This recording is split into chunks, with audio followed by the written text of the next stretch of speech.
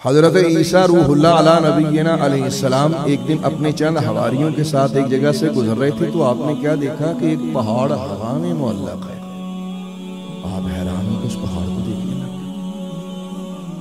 آپ نے قریب توجہ فرمائی، ایک شخص بکریاں چرا رہا تھا، آپ نے اسے آواز دی، ارے بھائی بات سنو۔ وہ قریب آیا، اس نے عرض کی جی۔ آپ نے فرمایا یہ پہاڑ ہوا میں کیوں ہے؟ اس نے کہا جناب علی مجھے تو پتہ نہیں ہے، میں نے اپنے باپ سے، دادا سے، پردادا سے، لکڑ دادا سب سے یہ سنا ہے، کسی کو بھی نہیں پتا، سب یہ کہتے تھے کہ یہ ہوا میں پتہ نہیں کب سے کھڑا ہے۔ حضرت عیسیٰ علیہ السلام تفکر میں ڈوب گئے۔ آپ نے پہاڑ کے ارد گرد ایک لمبا چکر لگایا اور اللہ پاک کی بارگاہ میں عرض کی، یا اللہ کوئی بندہ تو اس کا جواب نہیں دے رہا، تو اس پتھر کو تو اجازت دے کہ مجھ سے بات کرے، میں اسے بات کرنا چاہتا ہوں۔ حضرت عیسیٰ علیہ السلام کو جب اللہ تعالیٰ کی بارگاہ سے اجازت ملی، حضرت عیسیٰ علیہ السلام نے اس پہاڑ کو مخاطب ہو کے فرمایا، بھئی تو ہوا میں کیوں ہے؟ تو نیچے کیوں نہیں آتا؟ وہ پہاڑ زبان حال سے بولا، پہاڑ میں سے آواز آئی، نارم وقودها الناس والحجارہ۔ اس نے کہا یا روح اللہ، ایک دن میں نے سنا کہ اللہ تعالیٰ نے ایک ایسی آگ تیار کی ہے جس کا ایندھن انسان اور پتھر ہیں۔ جب سے میں نے یہ سنا اس دن سے میرے وجود میں بے قراری ہے، مجھے قرار نہ تھا تو میں نے اوپر کی طرف اٹھنا شروع کر دیا، یہاں تک کہ میں ہوا میں معلق ہوا۔ یا نبی اللہ، اس دن سے لے کر آج تک میں بے قرار ہوں، مجھے قرار نہیں ہے، مجھے خوف ہے کہ اس آگ کا ایندھن کہیں میں نہ بن جاؤں۔ حضرت عیسیٰ روح اللہ نے جب یہ سمت فرمایا، ابا کھڑے رونے لگ پڑے، عرض کی یا اللہ یہ پتھر ہو کر تجھ سے خوف کر رہا ہے، تیرے بندے یوں کس طرح دندناتے پھرتے ہیں، انہیں پرواہ نہیں ہے کہ تو ان کے ساتھ کیا کرے گا۔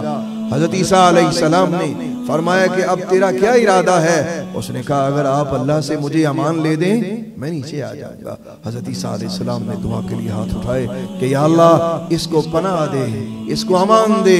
حضرت عیسیٰ علیہ السلام نے جیسے یہ فرمایا تو پتھر نے زبان حال سے کہا، یا نبی اللہ اب مجھے یقین ہے کہ اللہ نے مجھے امان دی ہے، اب میں زمین پہ اتر سکتا ہوں۔ حضرت عیسیٰ علیہ السلام کے سامنے وہ پہاڑ زمین پہ اپنی جگہ قائم ہو گیا۔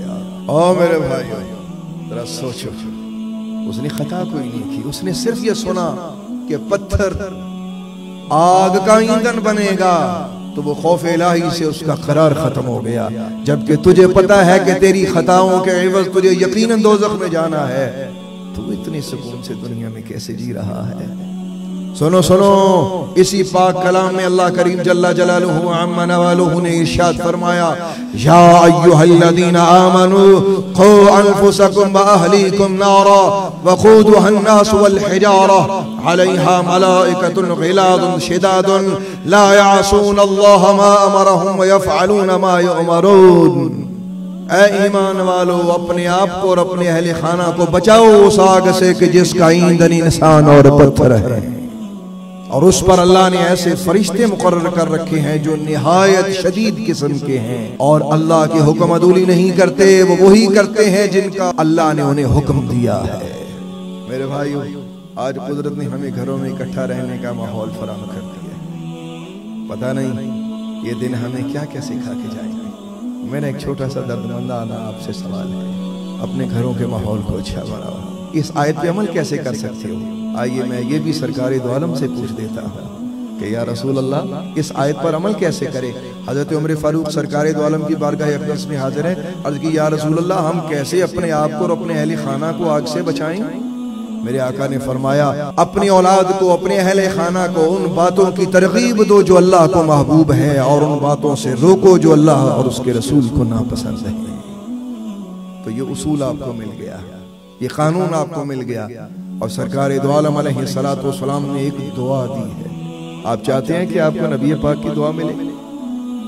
آپ چاہتے ہیں کہ رسول کریم کی حضور کی دعا مل گئی؟